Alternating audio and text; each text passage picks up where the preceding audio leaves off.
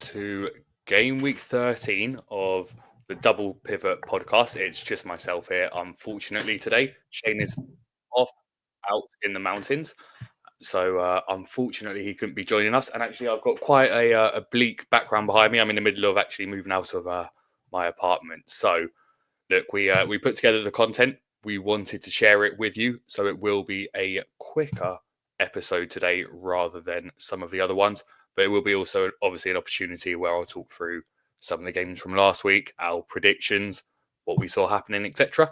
And yeah, kind of dive into the usual, the XG matchups for this game week, the goal matchups, a couple of interesting graphs that sort of come off the back of the two of those, as well as the shot matchups, and then ultimately into, what myself and Shane are looking to do this game week. So, without really doing the back and forth that I'd normally do with Shane, we're about a minute into this show, and I'm ready to jump straight into the first part. So, yeah, look, up first, the predictions from last week. And I think looking back at these, we didn't do too well.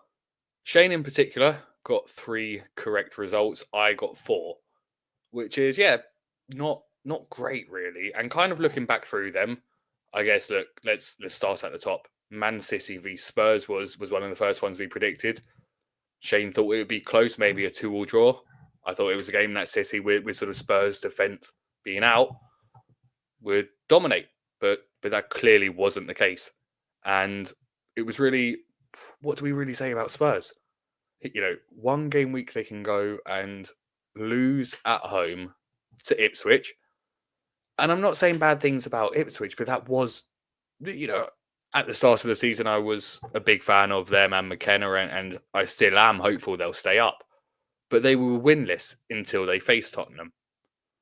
And Tottenham then lose their 2 centre-backs, go to the champions, not just the champions, the 4-time champions, and win 4-0. Yeah. What do we say about that? Maybe it'll be Spursy to lose this game week after, winning, losing against Ipswich, thrashing City. Let's see what comes next. Ultimately, other games in there, just looking back through some of these, we both had Southampton to lose to Liverpool, but that was closer. So that was actually quite an interesting game there. Mohamed Salah doing pretty much nothing like usual. You tend to see him do nothing for about 60 minutes of games. And I think that's one of the key things about owning him, that he is a player that, despite doing nothing for 60 minutes, can really come to life in those final 30. And he did it again.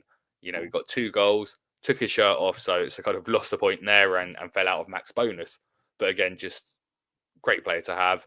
And despite Liverpool not reaching the 4 or 5 goals that we predicted, Salah still did get his 2 returns. So yeah, definitely happy with that.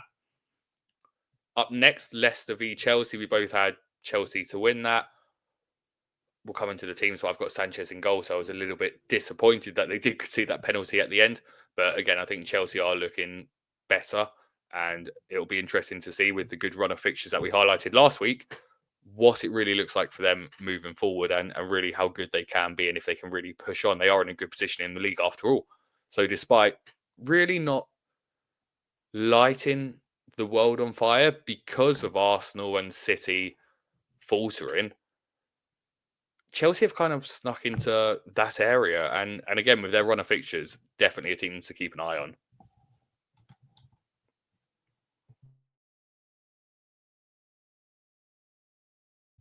Sorry about that. Newcastle, West Ham. We both, look, again, I don't think, with West Ham's form, this just seemed like the perfect game. People had Lewis Hall. People had Isak. This was the game for it. This should be a 2-0, a 4-0 type of game to Newcastle. Only it was a 2-0 to West Ham, and they did deserve it. There was a moment early on when Lewis Hall played a through ball to Isak, who put it away, but he was offside. And for me personally, after saying last week, and again, I'll come into my team shortly, that I might be rolling, I ended up taking a -4 to bring Lewis Hall in as part of that. And I already owned Isak. So yeah, that was a moment that didn't go quite how I was hoping for it to. We also had Arsenal Forest, which again, both of us predicted Arsenal to win that one. Ipswich v Man U. Well, look, maybe this is Ipswich coming to life, a win against Spurs and then a draw against United. So, again, they are a team with decent fixtures coming up. So, one to keep an eye on. They could do really well around this Christmas period. But at the same time, they don't quite have that squad depth that other teams do. So, again, another team to monitor. We have Everton, Brentford. Honestly, looking back at that, 0-0, Everton at home against a team like Brentford. Brentford poor away from home, but great at home. Not had the easiest away fixtures this season, Brentford. So this did seem like an opportunity for them to kind of make their mark, but they didn't. So that was an unfortunate for us both as far as predictions go, but actually quite a predictable result looking back on it. Villa Palace, well, look, Villa do play with quite a high defence, and Palace were able to exploit that a couple of times. So neither of us expected it to go that way, but well played to Palace, especially with Eze still being out. So I think it is interesting to see what they can do moving forward. Fulham, Wolves. Yep, I'm not going to talk about that game. I'll let Shane, who might be sort of jumping into things on Sunday post games, I'll let him talk about Wolves. Yeah, I'm not going to talk about it. Whereas Bournemouth v Brentford, I got the result right. That would be. It's not Bournemouth v Brentford, is it? What has happened here? You're going to have to bear with me for a second. I can quite easily blame Shane here because he is not here. So it is quite easy to just say Shane was in the wrong and he's filled out the wrong things too. These slides, obviously, it wasn't him that did these. It was me. So bear with me for 1 second. Bournemouth, Brighton, there we are. So yeah, Brighton getting that 2-1 victory and João Pedro looking good again. Mitoma starting to come to life. Brighton are looking, team to watch. So, look, jumping into Shane's team from last week, in terms of point scorers, Salares, his captain, did well. Raya kept a clean sheet, so that was good. And then he shall not be named, or he who shall not be named, rather, scoring 16 points for him from Wolves' side. Now, look, if there were people in the live chat here, then I would happily respond to any comments about the person who I will not discuss currently. But no, look, well done to Shane for owning him. He continues to defy logic in terms of his finishing ability, but fair play for having him. Does look like a lot of zeros outside of that, though, for Shane. So, or not zeros, but sort of blankers. Which, again, that was the kind of game week we had last week. I'll move straight onto my team. So Shane got his 62 points. And you can see from mine, I ended up with, or maybe you can't see from mine, actually. I've managed to strategically cut my points out of this. So again, really good preparation. Shane's normally here to be able to be the person who can sort of sense check it all for us. So unfortunately, with him not being here, it's not quite worked out the same way. Let's have a look here. Right, so I actually got 56 points. And yeah, not great. As I mentioned, I took a -4-2. So that is 52 points. And my team fared worse than Shane's quite clearly by not just the points, but my clean sheet came from Mikalenko. I got my goal from Mitoma, but that was it. Sort of missing out with that Wolves striker. That really was a big difference maker in the game weeks. So good to have that. I've realised here Colm has joined the chat, but unfortunately, Colm, I can't say what you said there because that is swearing in my solo stream at this moment in time. But I don't think you were wrong to bench him. I know a lot of people actually did bench him for that game, and the Fulham logic, right? It's Fulham are a good defensive team. In fact, let's just jump straight into it. We can have a look here at the XG matchup, and we'll go straight to it here. If you look on the right-hand side at expected goals against, Fulham are the best defense this season in terms of the chances they've conceded. In terms of XG, they are the best. They, I think it's around 12.3-ish. In fact, let's not think. Let's just load up the data again. It's not that difficult. I've got it in front of me. So again, bear with me. I did say I've got it in front of me, and now I'm going to click on things. But look, at the same time, while we're looking at it, that Fulham defense ranking as first is incredibly solid. And really, in terms of it overall, their expected goals conceded is 13.81, which is great. best in the league. Like I always like to do, if I skip into the next slide, we can see where they rank in terms of goals conceded. They've conceded 16. Now, 4 of those were against Wolves. And it's a tricky one, because if you actually look at the XG that was gained just from that one alone, it was only 1.32. So previously, Fulham were at that 12.5-ish number, 12.4, 12.5 in terms of expected goals conceded, and had conceded 12. In one game, you've only received sort of 1.3, 1.4 in terms of expected goals conceded, and you conceded 4.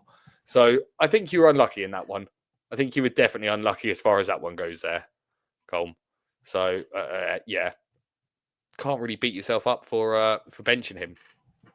But look, if I'm looking through these XG matchups, and again, what I always like to look for, and for people who aren't watching and instead maybe are looking on podcasts, we always have the teams for the fixtures. So, for example, Brighton versus Southampton, and the teams in terms of their expected goals, the lower the number is obviously the best. So Liverpool rank first for expected goals for this season. And in terms of the worst for expected goals for, it is Leicester, who would be number 20. The same is true for expected goals against. So the less you concede, you would be a lower number. So in this case, the team that's conceded the least amount of goals this season, or expected goals rather, as we said, was Fulham. And the team that's got the most expected goals against is Southampton. So what we're ideally looking for is to see if there's any good expected goal for numbers, so sort of a low number there, matched up with a team with a expected goal against. And straight away, that Brighton v Southampton fixture, the one that kicks us off tomorrow, Brighton rank 8 for expected goals for, and Southampton rank 20th. So bottom for those expected goals against. So you would expect in a game like this for Brighton to do well. Now, if we actually look at Brighton's expected goals and what it converts as, they've been expected to score 21.52 and they've scored 21 goals. So, yeah, they're pretty much hitting the areas that you'd want them to. If we look at Southampton in terms of those expected goals to concede, they've been expected to concede 28. They've conceded 24. So they have conceded, I believe that's the second most amounts of goals out of any team. So this does look like a great matchup there. Great to have you join me. I was going to say join us here, Wade, but no, it's just lonely me. So apologies for the pauses as I catch my breath. Gives you, makes you pause and look at people like Gianni and Gian and all of these people that do solo streams, and Fran and Mo Trophy. Alf, every day doing 50 days of this. I don't know how he's going to do it. It's mental. It's mental doing something by yourself. And particularly, look, it's a bit better now that I have a couple of people in the chat here. So that is good to have you guys on. If you see anything on any of these games or any matchups that you think will be pretty good, then please do tell me. Obviously, I'm going to click through these a little bit and then I will go into my predictions. I'm going to try and WhatsApp Shane and see if he can send me his predictions at the same time. So I'm going to try and do that now, actually, whilst I'm going through it. But I guess in terms of other ones that I might have here, if we're looking through it, Man U aren't that great for expected goals against at 11th, but Everton don't really score that many.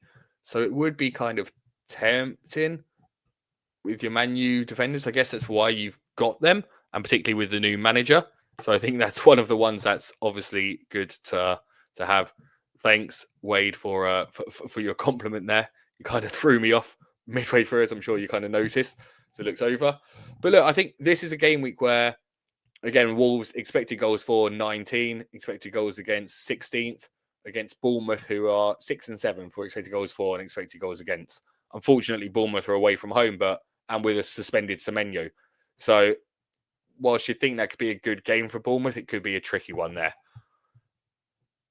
Rather than, again, as always, looking at the expected goals, let's look at the actual goals, because I think that's more important and sort of more relevant. Expected goals are kind of a crazy metric, particularly, as we'll see here, if you are Wolves, who are 19th for expected goals for and 7th for the amount of goals that they've scored. It is just absolutely ridiculous. I've been telling myself for a while that there's no way that's sustainable. They've been expected to score 14.49 goals, and they've scored 20. It's just insane. We can kind of see it off of that Fulham game again, with 4 goals off an expected goals of 1.32. Just phenomenal. Not really much else to say on it. So when you then look at that matchup in terms of the actual goals, yeah, it's still good for Bournemouth attackers because Wolves are shocking defensively. So again, whilst their expected goals is 16th, which isn't great, they've actually conceded the most. So yeah, interesting one.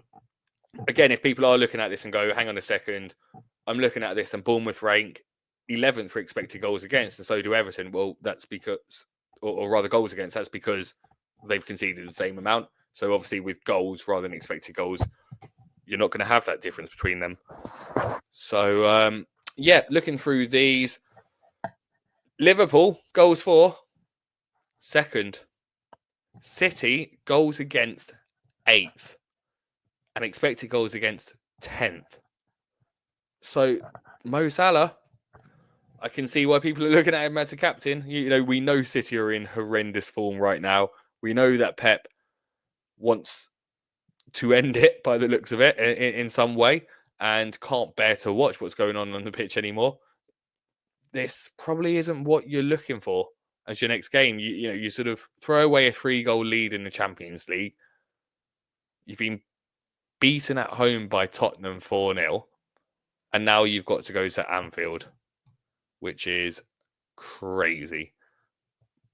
But it could be one of those games where maybe something happens. I don't know. And again, I'm looking through some of the other ones. I'm looking to my right, just so I've got a bit of a better view here.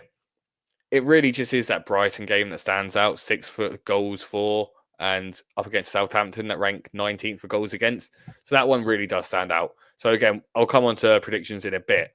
But what I thought was quite interesting while I was looking at these was, let's look at the teams and look at the average expected goals from each shot taken from each team.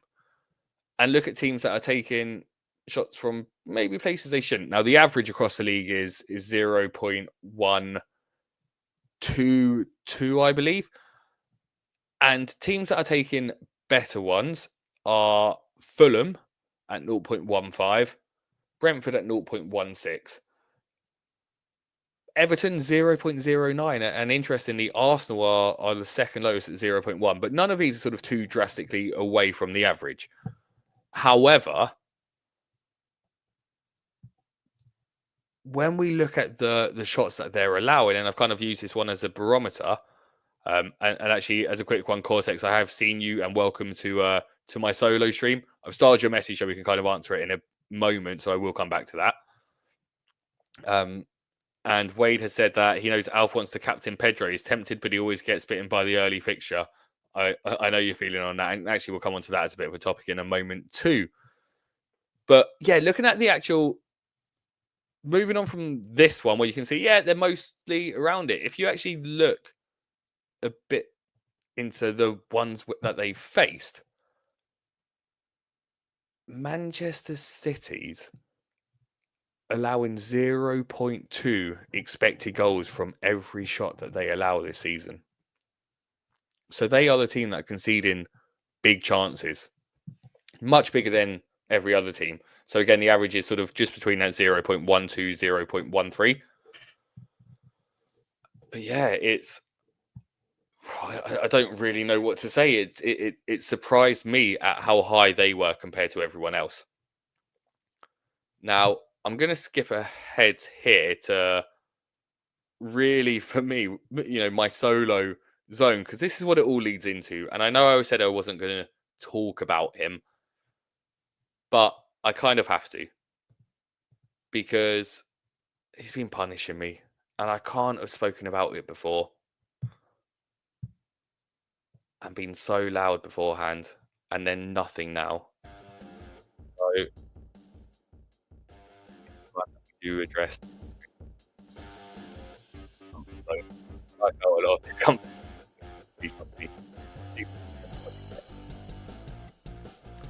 So I will need to turn this music off that's going in the background because it's, too much for me. But yeah, moving on to this, and this is the goals scored compared to the expected goals of the top 50 players this season so far. And you can kind of see the difference between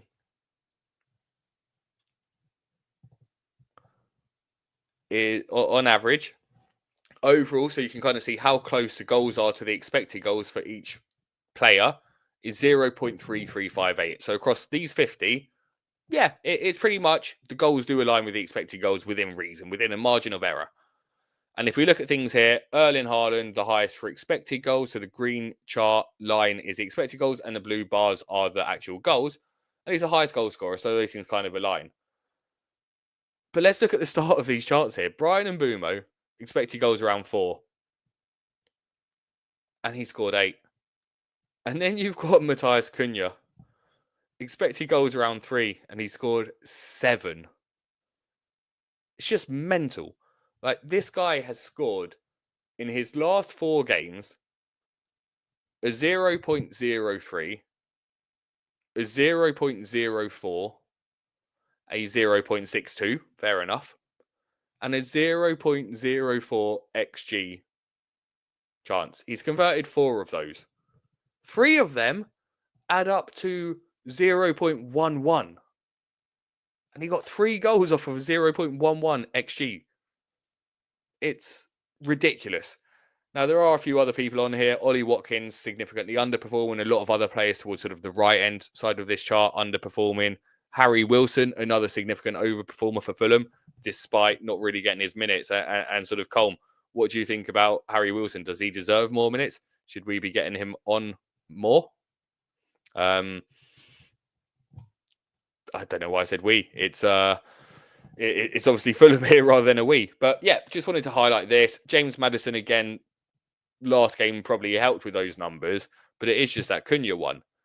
And moving on to sort of my next part of this, and again, my rant ultimately is looking at the expected goals per shot to goal chart. And again, this is just crazy because Johan Wissa expected goal per shot is 12. 0.35. This is a more confusing graph. So actually, I'll explain this one. The right-hand side is the numbers for the expected, the XG per shot, and the blue is the number of goals that they've scored. So again, what we're looking for here is how good are the shots that these players are taking, and you think the better the chances, the more goals they probably are. If their average XG per shot is high. So, Vissa's XG per shot is 0.35, which is exactly what you'd want to see there. The average across the 50 players is 0.167, so it's more than double every other player's XG per shot. Meanwhile, again, Cunha, super low, like 0.08, but he scored 7 goals.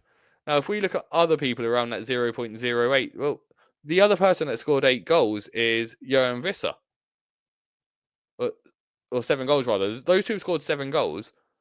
And he's been doing a 0.35 XG per shot compared to Cunha's 0.08, 0.09-ish.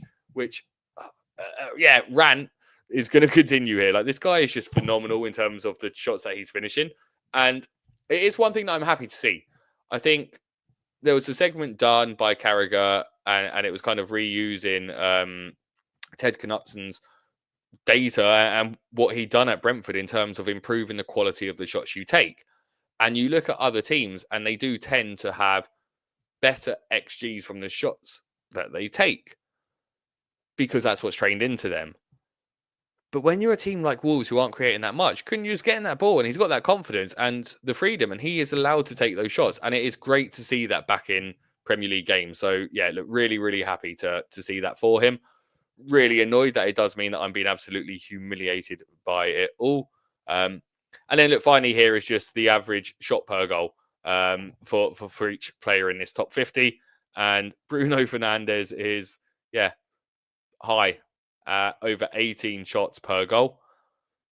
average across the top 50 is 6.19. So again, we can see Haaland is averaging 5-ish shots per goal. Doing really well there. Visser is averaging 3. So again, really good in those conversions. And Harry Wilson is below 2 shots per goal. So again, with the limited minutes, he's been absolutely phenomenal. So there are players here that have been significantly underperforming. Garnacho, again, 11. Not great. Antoine Semenyo, we know he's taking lots of shots there, but it's 13 shots that he takes per goal that he scores. Saka, again, is a high volume shooter above 9. So, yeah. Look, this was the discomfort zone where I could really just start complaining a little bit more about Cunha and what he's been doing and how much he's been punishing me. And actually looking at the charts, it's just an incredible performance by him. And I've got to tip my hat and say that Peterborough is not that bad a place to live after all. Now, finally, I'm going to jump on to the shots matchup. So again, it's just to kind of see if teams concede a lot of chances and whether that's good for other ones. And we can see again, no surprise from what we've just seen at the previous data, Wolves rank 19th for the shots they take, but they do score really well for the goals. We've got Liverpool who rank first, and we've got City who rank 10th. So again, a really, really good fixture for Salah captaincy here.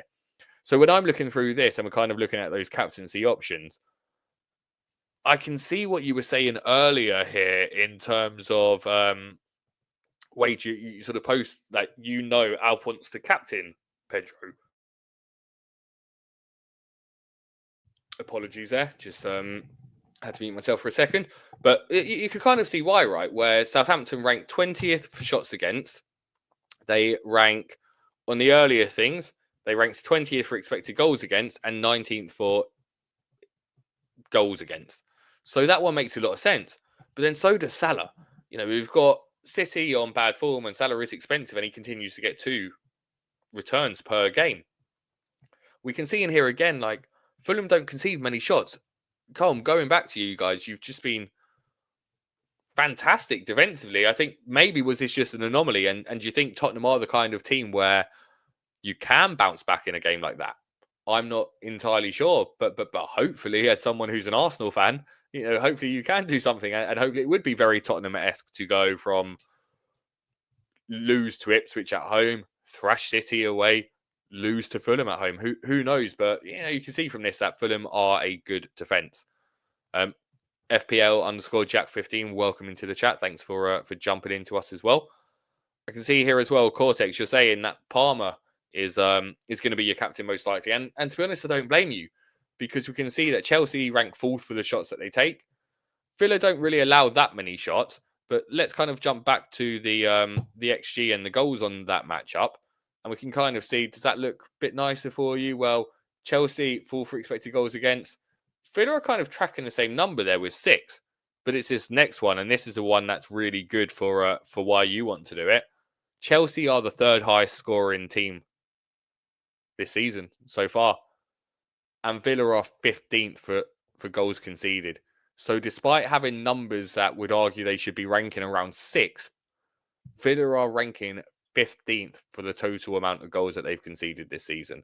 I'm just checking the numbers again here to make sure. Yeah, they've conceded 19 goals this season off an XG of 17.73. I think it's a good one. And then Jack, you've thrown in there as well, sort of you're potentially Salah. It's 50-50 with Saka.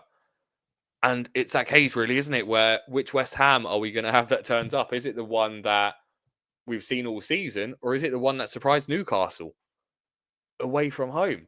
Now, if we look at it here, and again, we'll go to the expected goals, 17th for expected goals against, and Arsenal rank 7th for expected goals for. But when we look at the next slide, we can see that West Ham are 14th for goals against, and Arsenal are 7th for goals. So, yeah, it's a tempting one because you would expect Arsenal did thrash them last season, and you could see something similar. It does look with Odegaard. Again, as an Arsenal fan back, it's just so good to see Odegaard back. He really does pull the strings. He's so central in terms of everything he does. And it was everything Arsenal were trying to do when he was out, but didn't have the person capable of making those passes. And he really does enable the team as a whole to create so many other options. And Saka will always be that talisman. This season, Saka continues to assist more goals than he scores. So you are good for a return, particularly against the West Ham team here. And with that matchup, I think that's going to be really strong. So yeah, I really like that as an option. And I think, like you said, if you're protecting rank at Salah, where would you have to be at this stage of the season? You know, we're going into game week 13 where you consider protecting rank. I think you have to be like top. It depends where you finished before, right? But there's 25 weeks, 26 weeks left to go. We're a third of the way through the season, basically, less than. If you're protecting rank now, again, I still think it's time to go with what you actually think is the best option. And I think it'll be close between a lot of those people, particularly Saka and Salah. But really, Pedro, Saka, Salah, Palmer, all good options this week. All good options. Who else are we thinking of? And Cortex, yeah, look, with you saying you might double up with Chelsea attack on top. Again, I don't blame you. And what I'll do here is I'll share my screen with you actually, so you can see some of the data that I put together for some of these weeks and sort of in particular that that component of your fixtures. Here we are. Let's just check that this works correctly. And let's zoom in a bit for you here as well. So we showed this on last week's episode, but this is based on last season's table. So City ranked first last season, so their score for a fixture would rank 20. And you want your score to be low as possible across sort of the fixture runs in there. So rather than just going off of sort of Hub or FPL ones, I kind of wanted to see if we just use most basic thing, because we're still learning about teams and some have harder fixtures than others, some have played away from home, etc. It's interesting. But here, for Chelsea, you have the second best fixture run up until the 5th of January. So in this busy schedule, and as a reminder for everyone, we've got the deadline tomorrow. Then we've got a deadline on Tuesday. Then we've got a deadline on Saturday. So game week 13, 14, and 16 are all taking place or kicking off in a space of 8 days. Not even 8 days, 7.5 with the kickoff time tomorrow evening and the kickoff time. Well, Saturday's not a late, it is a late kickoff. No, that's this week, isn't it? So yeah, it'll be an earlier kickoff. So Chelsea look really, really good here. Arsenal, if people don't have Arsenal yet, are looking really good. Wolves are the best ranked ones. And actually, yeah, it's when you're looking at these high numbers for Chelsea, well, that's Villa. And like we've already said, Villa haven't been the fourth best team this year. Villa in Europe have done what every team do in Europe in their first season. You know, they don't have that depth or experience yet. We saw it with Newcastle last season. We've seen it with Chelsea. See it with Spurs. It's difficult competing in Europe. We've seen it with Arsenal. You know, they've struggled to get in the Champions League for a long, long time without playing in Europe, any real Europe competition. So for a team like Villa, it was always going to be a struggle. So this is a really good fixture for Chelsea. The next hardest fixture you've got is Spurs away. Yellow is the away fixtures. And then you've got Crystal Palace on January the 5th. So great run of fixtures here. And if we're looking at these easy ones, you've got Southampton away from home. You've got Brentford at home. You've got Everton away from home. And you've got Fulham at home. And Ipswich away from home. So really, that Tottenham away game is the only real difficult fixture between now and January the 5th. Just, yeah, I wouldn't blame you for going with double Chelsea attack, and I think FPL Jack His think he'll be doing the same. Leaning to Jackson at the moment, strong 8th attacker when he gets the yellows. And look, let's just jump back onto here and see if we can get onto where Jackson might rank on some of these. So let me just see, and let's see if we can focus in on Jackson. Where is Nicholas Jackson? Let me actually hide your comment because I can't see here now. Bear with me for 1 second. There we go. So, Jackson. Can anyone spot Nicholas Jackson? He has to be on here.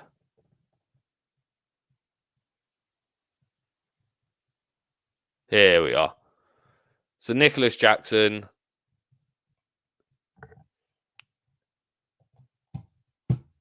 There we go. So, XG and his goals doing pretty well. And in terms of the quality of shots, we should be able to track him here in the middle. He is taking better than 0.25 XG shots per shot. So his expected goal per shot is above 0.25. Yeah, I think that's 0.25. I'm trying to follow these 0.1, 0.15. No, 0.2. I think these numbers have shifted slightly off of here. But yeah, it's around that sort of 0.2, 0.25 number. And he's obviously done well on his goals. And where does he rank along here? Nicholas Jackson. So towards the start of the column, so he's about 5 or 6 in here. And he's only taking 4 shots per goal. So Nicholas Jackson is having really good XGs per each of his shots, and he is managing to do well. And with the fixture run that he's got right now, as we just went through, he is definitely one that I would be interested in myself if I were looking at it as well. So if we're going back to your earlier question, you're selling Haaland to no idea who and Rodgers to Palmer. Any Haaland replacements? You've got Strand, Larson, and Welbeck. I think you've answered your own question there. But then coming on to this and sort of going back to you, what are you thinking? Like, would you be going for Salah as a captain yourself? Like, who's kind of? I think you were saying it earlier, weren't you? Palmer's going to be your captain. So yeah, look, again, I don't blame you for that. Jack, you've jumped in here. You've got a dilemma this week. Sell Rodgers or Semenyo for Saka. It'd give you a front 8 of Rodgers / Semenyo, Saka, and Mbumo, Parler, Salah. He shall not be named. Pedro would. Oh, who am I captaining?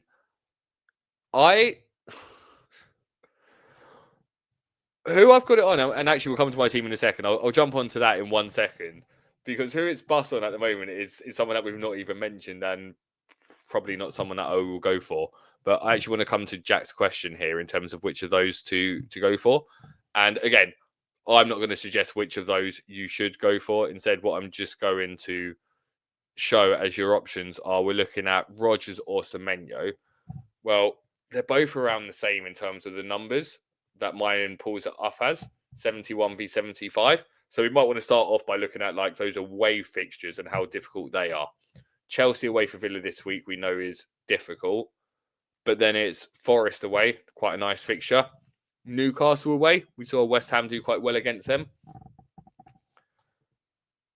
The home fixture against City, well, hard to read much into it, but these are the ones that are quite nice, right? Like Brentford, Southampton, Ipswich. It's a tricky one. And then you're saying Semenyo, who we know we don't have this week. They've then got Spurs at home. Spurs play a high line, so I wouldn't hate that. Ipswich away. Ipswich like to attack. I wouldn't hate that. West Ham, I'd still want him. Man U away, still to be determined. Palace. Fulham away, tough game as we've seen with the numbers. Everton. It's a tricky one. Honestly, I might... if I were leaning, I'm leaning more towards selling Semenyo because he's not playing this week anyway, right? And then I don't like Bournemouth fixtures as much as I like... see, I don't know, actually. I think I'd probably... It's that Tottenham fixture next week, and it depends on when you need the player, to be honest with you. Because the United fixture's going to be a relatively difficult one, and I guess that Fulham one is as well. But the question is, like, will Villa, in this busy period, with the amount of minutes that have gone into their players' legs in the Champions League, are they more likely to rotate players? I think that's really where my dilemma is. So, yeah, I think I'd agree with both of you. I'd probably lean towards selling Rodgers, but not be ecstatic about it.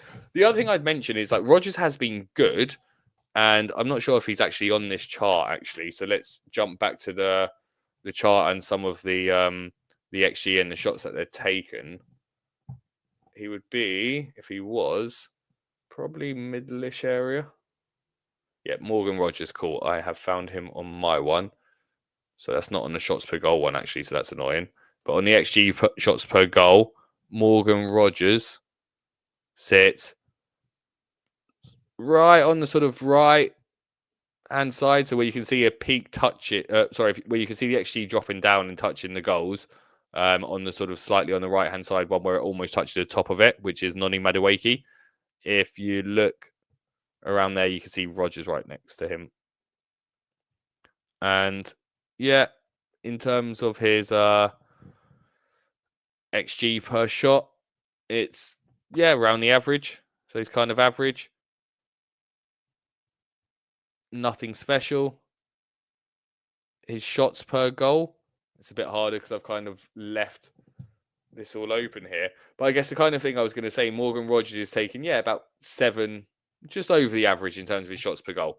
So there's nothing terrible about him, but Semenyo is just a higher volume shot taker. He's more nailed in the team, more of that talisman. And what I think is really exciting about Morgan Rogers and what he's tended to facilitate is he's been more of that diversion. He's been so talented that he'll get the ball and he'll drag players out of position, and then he'll look to lay it back into the centre or sort of towards Watkins, sometimes assisting, sometimes getting into the position himself. And I think that is great, but he's going to be less directly involved in goals than Semenyo will. And as you said here, actually, as I said beforehand, Spurs, you kind of, let's ignore the City game. You do fancy any attackers against Spurs. So, yeah, an interesting one. Cool. Well, look, in terms of that, let's just jump on to my bus team for this week. And my bus team this week is me actually aiming to do nothing. So this week I am aiming to do nothing. I'm not in love with Mykolenko in defense against Bruno Fernandes. And as I was saying, my bus captain this week is on Bruno Fernandes. I don't think it stays on there, to be honest with you. I think actually I've tempted myself into the Palmer situation. We've not even spoke about Mbeumo as a captaincy option. So maybe it might be worth jumping back and sort of looking at that Brentford one against Leicester. But I seem to recall sort of, goals for. They're 4. Leicester are 16th for goals against. Brentford ranked 10th over XG4. So it really is that quality of Wissa and those finishing as we saw in the later charts. And I'll put all of these up onto X afterwards for people to be able to jump into. But I think that's probably going to be the vast majority of it there for him. But I'm relatively happy with my team. I think I would potentially... Really, for me, I want João Pedro. But I'm willing to wait a week to bring him in and also bring Saka in next week as well. I'd love to have Saka this week. But I want Bruno for this week, and then I'll move Bruno or Mbeumo on for Saka, and Wissa will become João Pedro. So really, this week I am hoping to roll. I might even try and sort of gamble Greaves over Mykolenko, but again, it's Everton, so you never know what could happen. And just hope Sanchez can do well for me. Thanks a lot for the compliment, Jack, on my team. I wish it would do as well as it looks in some games. It kind of doesn't. And I've had sort of Matoma in my team for a few weeks now, so it's nice that he started to do well. But I think he needed João Pedro back. What I will do in the after this show in the comments is I'll drop in I did an episode on Brighton's brilliance because I'm obsessed with Hurstler even before he came in and sort of what I thought he'd do with Brighton, and I absolutely love what I have seen from them. And going back to that and just sort of what it is, it kind of has some stats, etc., from Mark R Stats, but it also does a few stills of the game. And João Pedro is everything. I need him. Like maybe I do bring him in this week, but I can't get rid of Wissa at home and Liam Delap for sort of Ipswich. They've got decent enough fixtures at his price point to kind of hold on to. But then if I get rid of Bruno Fernandes to Saka, I've got the money to be able to do that as well. So again, not entirely sure what I'll do. What we're going to do, though, is look at Shane's team, and he's not really here to say anything about his team. So looking through it, I'm going to see if I can see any differences between what he's done before or whether he's just sort of left this while he's up in the mountain. So last week he had Raya, Lewis, Robertson, Dallo. It's the same. Mbeumo, Palmer, Salah, Captain Bruno. It's the same. Cunha, Evan Nilsson, Isak. It's the same. He had Keane first bench, Buonanotte second bench. Oh, there we are. So the drastic change this week for Shane. His vice is on the same person. His captain's on the same person. But this week, Shane has decided to make Buonanotte his first sub over Keane. So, nice work for him. Start Vlekken over Verbruggen as a question here, Cortex. Right, let's jump back again to... don't even know which one to go for. Maybe let's go for the goals. And just see if we can see anything here. Flecken or Verbruggen. Goals against Flecken, 16th. Goals for Leicester are 12th.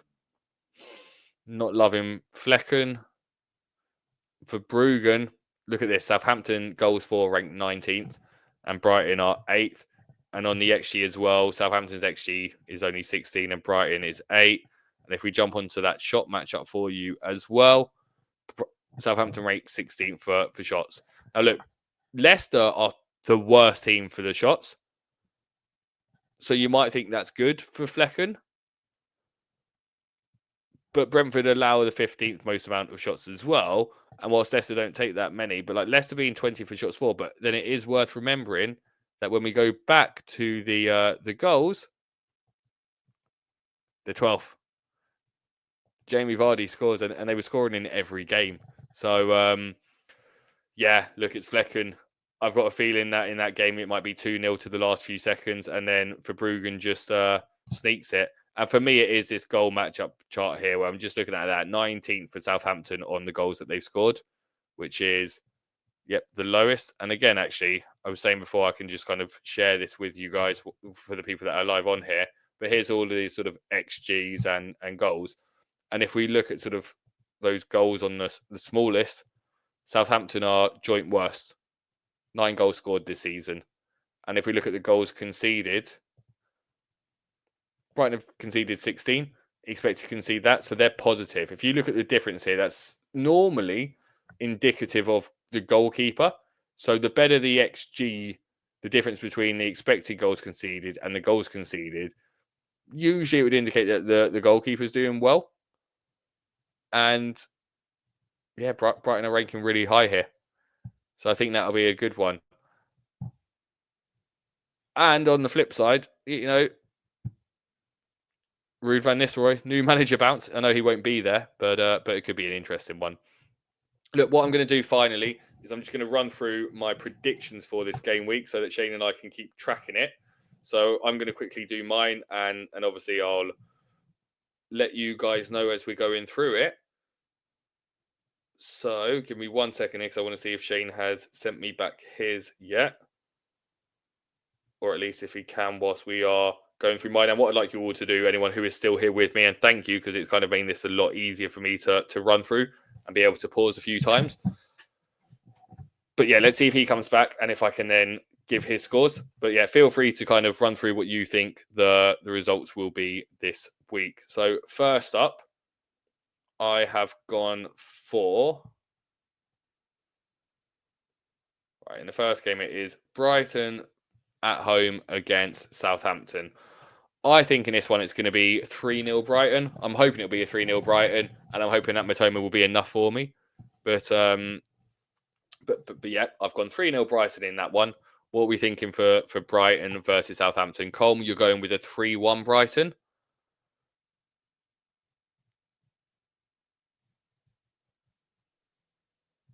Anyone else? Cortex, 4-0. Yep, I can see a 4-0. I think you two are still in here. I'm not sure if Jack's still around and whether he wants to throw in his prediction. We'll see if that comes through. Next up is Brentford versus Leicester. Brentford v Leicester. Jack, I think you've gone 2-1 there for that Brighton v Southampton. So, Brentford-Leicester, I've gone with 3-1. So I've gone 3-1 Brentford-Leicester. And again, I think it is that kind of Jamie Vardy late goal type of thing. I think Brentford are very good at home in particular. And I think Vissa and Mbumo, maybe it's just me talking because I've got both of them. But I think I'm hoping for a 3-1. Colm's going for a 1-1 draw. Cortex is joining me on the 3-1 bandwagon for that one. And Jack is 2. We still have nothing back from Shane, unfortunately. So I'll get him to share his after the stream. Next up, Palace v Newcastle. This is a hard one, right? Because I didn't expect Palace to get anything against Villa, and I expected Newcastle to get a lot. Part of me is hoping for a bounce back, but I'm not in love with Newcastle away. Wilson's back, which could be a bit of an issue for for sort of Isak owners. It won't be. Like, Isak will continue to be first choice striker, so I think it's not a bad thing that he's there. I'm gonna go brave and just go 3-1 to Newcastle in that one. Colm's gone with 2-0 Newcastle. Cortex has gone 2-all, and Jack has gone with a 1-all. Next up is Nottingham Forest v Ipswich. Yeah, I'll keep this one relatively short and to the point. I'm just going to go with the 1-0 Nottingham Forest here. I do think Ipswich have the ability to hit them, but I think Nottingham Forest are just one of the stronger defences, and Arsenal managed to exploit it. But you're talking Arsenal. It's a completely different ball game here compared to what they're now going to be faced against. They're going to be back at home. They rank 4th for expected goals against. They rank 4th for goals against. They're just an overall very, very solid team. Meanwhile, Ipswich rank very, very, very low down. So 17th for expected goals for and 15th for goals for. So, yeah, just going to go for a comfortable 1-0. Cole's going with a 2-0. Cortex with a 2-1. And Jack with a 3-1 with a Wood hat-trick. So you are hoping that, Wood comes in hauling for you.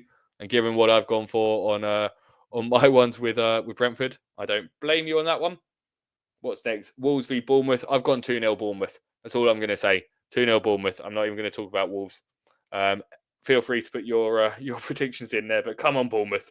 Come on, Bournemouth. You can do it. It's got to end eventually. Someone's got to stop him from scoring 0.04 XG chances. In fact, one thing I will say, my one bit of hope as to why I'm hoping, and this is copism, for everyone, I will be completely honest, pure copism. But Charlie, FPL Meerkat, puts out an incredible thread, and we were showcasing it last week on our episode, where he does the goals conceded for each team. And my one saving grace here, and again, I'm going to share my screen. How can I do this? Sorry, I just need to work out the best way to add this one on for people to see when I've already got a few things already added into it. Here we are. Wolves v Bournemouth. Stop screen and let's present it again. So, this is the goals that they've conceded and positioned. So you can see Wolves, loads, all over the place. Now, Cunha, as we were saying, 0.03, 0.04, 0.04, 3 of his XGs of the goals. And one of them was 0.62. Great finish. I'm not going to say anything about that. World-class pass actually through to him. He did well to control it, find the space. He was running before everyone else. James Alcott did an incredible video on Cunha. So again, give that a watch. Credit where it's due. He's class. But every single goal that Bournemouth have conceded this season have been inside the area. So with Cunha's XG shots, Bournemouth haven't conceded any from outside the box. Of course, that is going to change now that I've said it. So, just obviously wanted to share that one with you guys too. Now, I don't know why I've put it just onto myself. Let's get back up to here. So I've gone with a 2-0 Bournemouth. Cole's gone with a 1-all. Cortex has gone with a 3-2 to Wolves. And Jack's joining me on a Bournemouth win on that fixture. Next up, Arsenal West Ham. I have gone brave on it. I'm going 4-0 to Arsenal on this one. So fingers crossed Arsenal do batter them, and me not having Saka in my team. I am a little bit nervous about it, but as an Arsenal fan, I don't care. I think this is a period now with Odegaard back in the team, with the good fixtures Arsenal have, that they will just go and try and put teams to the sword wherever they can and not sit back. We saw it last season when they came back from the winter break, and I think it is just an opportunity again for them to do it. Coleman's gone with a 3-1 to Arsenal. Jack's gone with a 2-0 to Arsenal.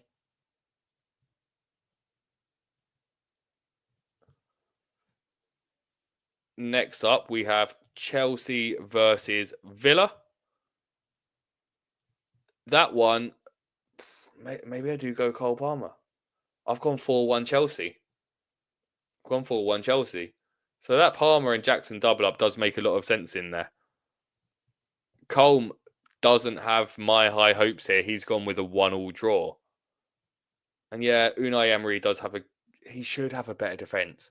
They just drew at home to Juventus, but they always seem to lose after the Champions League games.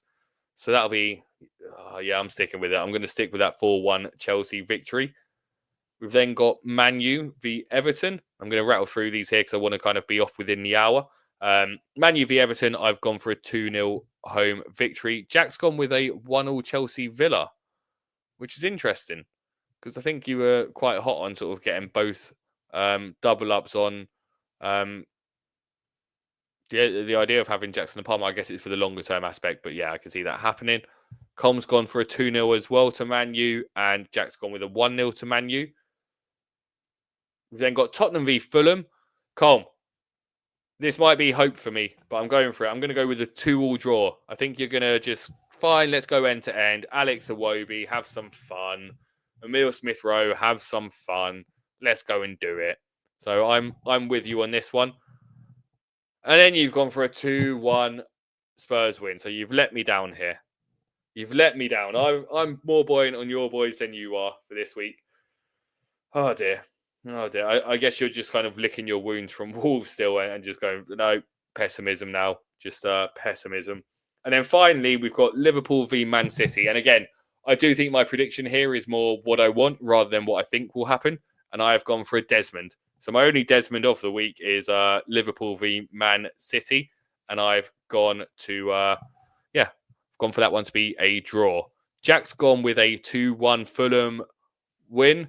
So, yep, the Spurs way of lose to Ipswich at home, beat City away, lose to Fulham at home. And then Combs finishes off with a 2-1 Liverpool victory against City. Wait for Jack to give his final prediction as well. And then pay homage to a veteran who, as I mentioned, is currently up mountain entertaining another team or another country, I believe. So, no, really good for him to be out there, and a shame he couldn't be with us today. And again, wish he was here so that we could have a bit of the back and forth, but it's been me, and thanks to everyone that has joined in for it. Really appreciate all of you kind of jumping in and giving me something to interact with. Thanks a lot for joining us. I'm going to let you all go and enjoy your evening. But as a reminder, deadline's tomorrow. So make sure that you get all those changes done. If you're out in America, happy Thanksgiving. I'm going to go and see if I can catch some of the American football and enjoy that and have a good weekend. And I hope everything goes well for all of you. Thanks a lot for joining us, and we will see you again next week. It will be Shane actually kicking off a show by himself next week, so I have my work Christmas party on our allocated day. But we'll see if we can throw something together as well, maybe for Monday. We'll see if we can throw something Monday before the Tuesday deadline, even if it's a quick 15-minute stream. But thanks a lot for joining, and have a good game week. Take care.